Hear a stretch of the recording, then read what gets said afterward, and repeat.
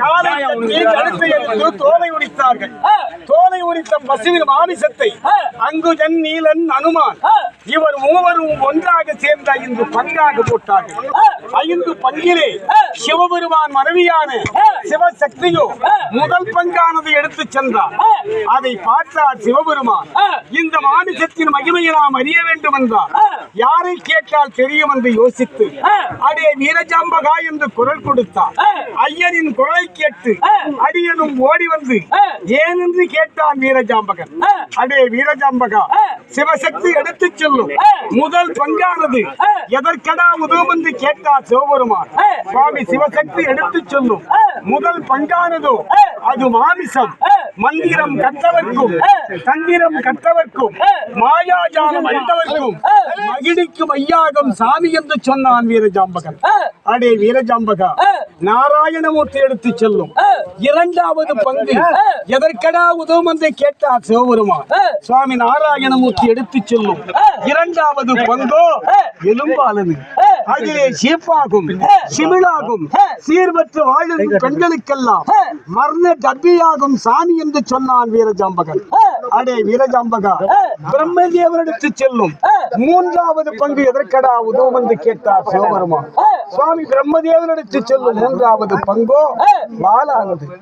அது அரச பரம்பரைக்கும் அருள் கொடுக்கும் தேவருக்கும் அருகிலே வீசும் வெஞ்சாமரையாகும் சாமி என்று சொன்னான் வீரஜாம்பகன்.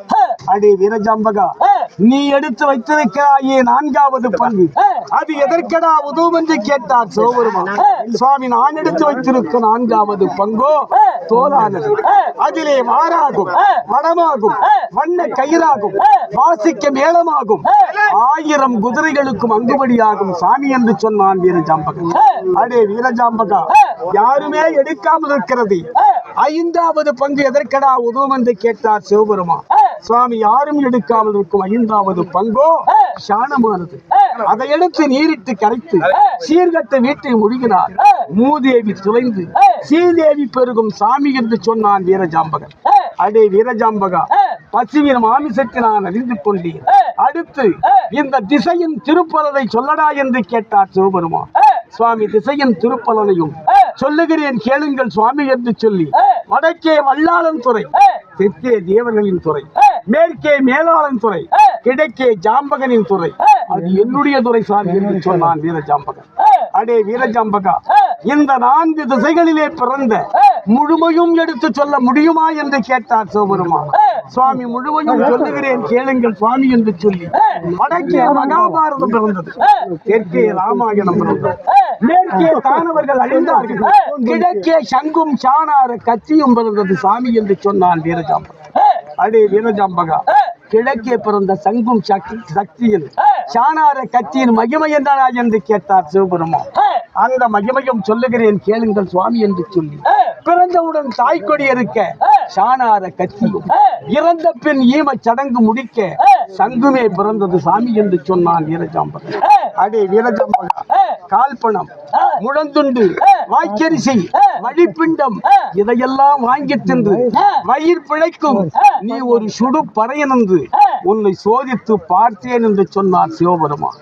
சுவாமி, நான் கால்பணம், முழந்துண்டு, வாய்க்கரிசி, வழிப்பிண்டம் இதையெல்லாம் வாங்கி தின்று வயிர் பிழைத்த போதிலும் கடமைக்கு கட்டுப்பட்டு அடிமையாய் இருக்கின்ற நான் இதை அறியாமல் எப்படி சுவாமி இருக்க முடியும் என்று கேட்டார்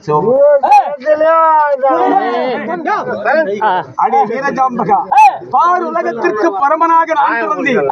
இந்த பூலோகத்திலே சொல் பறையனாக நீ பிறந்தார்.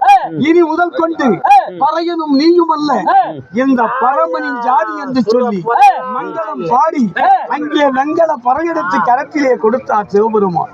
வெங்கல பறையை பெற்ற வீரஜாம்பகன் சுவாமி, மங்களம் பாடி வெங்கல பறையெடுத்து கரத்திலே கொடுத்து விட்டீர்கள், இந்த அடியனுக்கு ஏது கட்டளை சுவாமி என்று கேட்டான் வீரஜாம்பகன். அடே வீரஜாம்பகா, 8த்துக்கு 16 கோணம் சென்று இரவென்றும் பகலென்றும் பாராமல் பால் பொழிய பூ மலர என்று வீரப்பர சாட்சிவாடா என்று சொன்னார் சிவபெருமான். சுவாமி, 8த்துக்கும் 16 கோணம் சென்று இரவென்றும் பகலென்றும் பாராமல் நான் பறைசாற்ற வேண்டும் என்றால் எதன் மீது ஏறி சென்று எதை சென்று பறைசாற்ற முடியும் சாமி என்று கேட்டான் வீரஜாம்பகன். அடே வீரஜாம்பகா, கவலைப்படாதே, ஐங்கல சாராயம் அரைக்கல கல்லையும் கலந்து வைத்திருக்கிறேன். சாப்பிட்டு விட்டு மதையான மீதேறி சென்று பறைசாற்றி வாடா என்று சொன்னார் சிவபெருமான். ஐயனின் வார்த்தைப்படி மதுபானம் தானறிந்து மதையான மீதேறி அதிகாலை நேரத்திலே காளி கோவிலை அடைந்து அம்மணி அம்மணி என்று குரல் கொடுத்தான் வீரஜாம்பகன். ஜாம்பகனின் குரலை கேட்டு சக்தியும் கண்பிடித்து பச்சரிசி வல்கடித்து பராசக்தி எழுந்திருந்து 7 கதவை திறந்து எதிரே வந்து நின்றாள் காளிகாதி. அந்த சக்தியை பார்த்தவுடன் இவன் சாராயின் நிலை மறந்து கால் நடுங்கி கரணடுங்கி சிறநடுங்கி நின்றான் வீரஜாம்பகன். ஜாம்பகனின் முகத்தை பார்த்து, அடே வீரஜாம்பகா, வெள்ளியோ முளைக்கவில்லை, வெடியர்காலம் பிறக்கவில்லை, இந்த அன்னையை எழுப்பிய காரணம் என்னவென்று கேட்டால் காளிகாதி. தாயை ஆத்திரம் அடைய வேண்டாம், தேவர்கள் ஒன்று கூடி வேதங்கள் பலவும் பாடி வெங்கல பறை கொடுத்து என்னை வீரப்பறை சாத்த சொல்லிவிட்டார். பறை சாத்த கடிப்பில்லாத காரணத்தால் இங்கே கை சோர்ந்து நிற்கின்றேன் தாயே என்று சொன்னான் வீரஜாம்பகன். ஜாம்பகனின் பாவத்தை பார்த்து தேவர்களையும் மதித்து வாசலிலே இருந்த வேங்க மரமானது அடியும் தள்ளி மிதையும் தள்ளி மீது உள்ளதை கணிப்பாக கொடுத்தால் காளிகாதி. காளியின் கரத்திலே கணிப்பை பெற்ற வீரஜாம்பகன் மதையான மீதேறி போய் சேர்ந்தான் கம்மாள தேசம். 1 அடி அடித்தார், செந்தாமரை பூத்தது. 2 அடி அடித்தார், ராஜ்யத்தை அடைந்தார். 3 அடி அடித்தார், பூலோகத்தை போய் சேர்ந்தார். பூலோகத்திலே காயுதிர கனியுதிர பூவுதிர பிஞ்சுதிர 6 மாதத்தை பிண்டம் மதறிவிட 5 தலைநாகன் குடலை அழுங்கிவிட என்று பறைசாற்றினான் வீரஜாம்பகன். அதை பார்த்தார் சிவபெருமான். அடே வீரஜாம்பகா, நான் சொல்லியது ஒன்று, நீ செய்வது ஒன்றாக இருக்கிறது. ஏனடா இப்படி செய்தாய் என்று கேட்டார் சிவபெருமான். சுவாமி, நீங்கள் சொல்லியபடி செய்தேனே என்றால் இந்த உலகத்திலே பாவ புண்ணியங்களை அறிய முடியாது, நானும் வாழ முடியாது சாமி என்று சொன்னான் வீரஜாம்பகன். அடே வீரஜாம்பகா, இந்த உலகத்திலே பாவ புண்ணியங்களை அறிவதற்கு வழி இருக்கிறதா என்று கேட்டார் சிவபெருமான்.